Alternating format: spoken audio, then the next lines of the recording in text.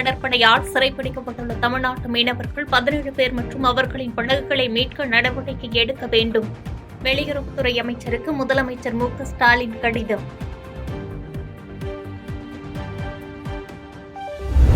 பிரதமர் மோடியுடன் தமிழக ஆளுநர் ஆர்.என்.ரவி திடீர் சந்திப்பு. தமிழ்நாட்டில் அரசியல் சூழல், சட்டம் ஒழுங்கு ஆகியவை குறித்து எடுத்துரைத்ததாகவும் தகவல். தமிழக வெற்றிக் கழக அலுவலகத்தில் வைக்கப்பட்டுள்ள பெரியார் உருவப்படத்திற்கு தமிழக வெற்றிக் கழக தலைவர் விஜய் மரியாதை. அறிவார்ந்த சமத்துவ சமுதாயம் அமைக்க உறுதியேற்போம் எனவும் எக்ஸ் தளத்தில் பதிவு. வெங்காயம், பூண்டு உள்ளிட்ட அத்தியாவசிய பொருட்களின் விலை உயர்வை கண்டுகொள்ளாமல் கும்பகர்ணன் போன்று தூங்குகிறது மத்திய அரசு. மக்களவை எதிர்க்கட்சித் தலைவர் ராகுல் காந்தி கடும் விமர்சனம்.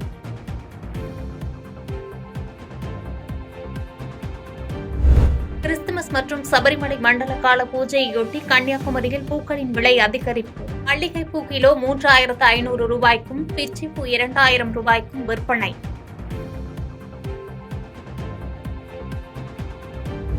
கேரளாவிலிருந்து தமிழகத்தில் கொட்ட இறைச்சி கழிவுகளை ஏற்றி வந்த லாரி பறிமுதல்.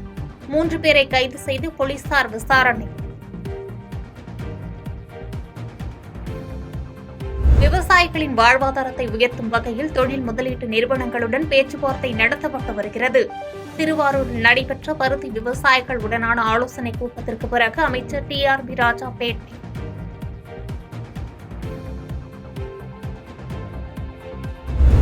இமாச்சல பிரதேசத்தில் சிம்லா உள்ளிட்ட பல பகுதிகளில் கடும் பனிப்பொழிவு. 3 தேசிய நெடுஞ்சாலைகள் உட்பட 3 சாலைகள் மூடல்.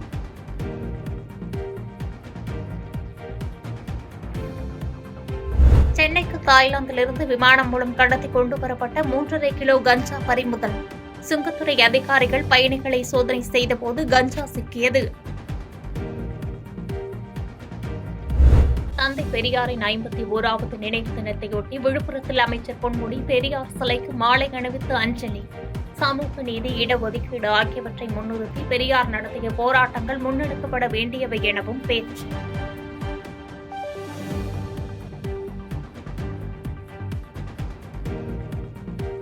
வேலூர் மாவட்டம் குடியாத்தம் அருகே சிறுத்தை தாக்கி ஆடு பலி.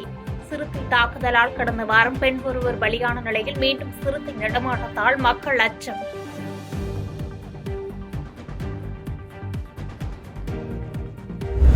சென்னையில் தொழில்நுட்ப கோளாறு காரணமாக நீல வழித்தடத்தில் 7 நிமிட இடைவெளிக்கு மாற்றாக 18 நிமிட இடைவெளியில் மெட்ரோ ரயில்கள் இயக்கம். காலை 9 மணி வரை நீடித்த பிரச்சனையால் பயணிகள் சிரமம்.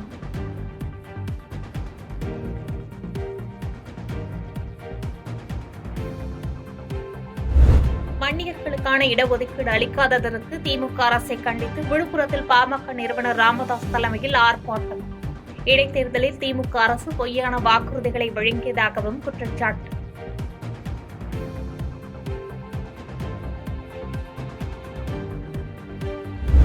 வன்னியர்களுக்கு 10.5% இடஒதுக்கீடு அளிக்க கோரி மாநிலத்தின் பல பகுதிகளில் பாமகவினர் ஆர்ப்பாட்டம். காஞ்சிபுரத்தில் பாமக தலைவர் அன்புமணி ராமதாஸ் தலைமையில் நடைபெற்ற போராட்டத்தில் வன்னியர்களின் இடஒதுக்கீட்டில் தமிழ்நாடு அரசு அலட்சியமாக செயல்படுவதாக குற்றச்சாட்டு.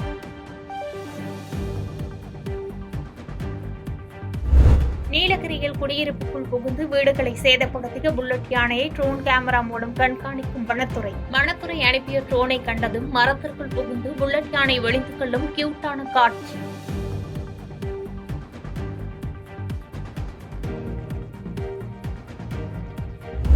திருச்சி காவிரியில் குளிக்கும்போது மாயமான 3 சகோதரர்களில் ஒருவரின் உடல் கண்டெடுப்பு. மீதமுள்ள 2 தேடும் பணிகள் தீவிரம்.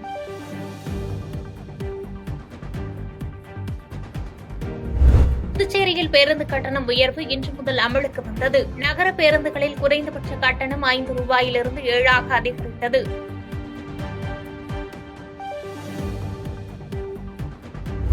அரசு தேர்வு விண்ணப்பங்களுக்கு ஜிஎஸ்டி விதிப்பதற்கு பிரியங்கா காந்தி கண்டனம். இளைஞர்களின் காயங்களில் மத்திய அரசு உப்பை தேய்ப்பதாக காட்டம்.